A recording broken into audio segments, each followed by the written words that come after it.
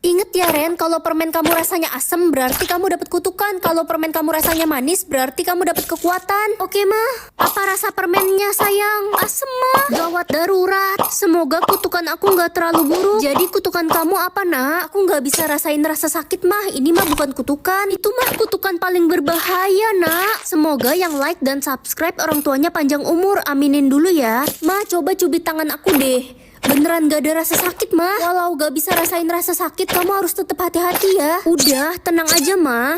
Tumben jalanan rame. Aduh, maaf deh. Maaf, kenapa pak? Abang gak sengaja nyerempet adik. Kaki adik tuh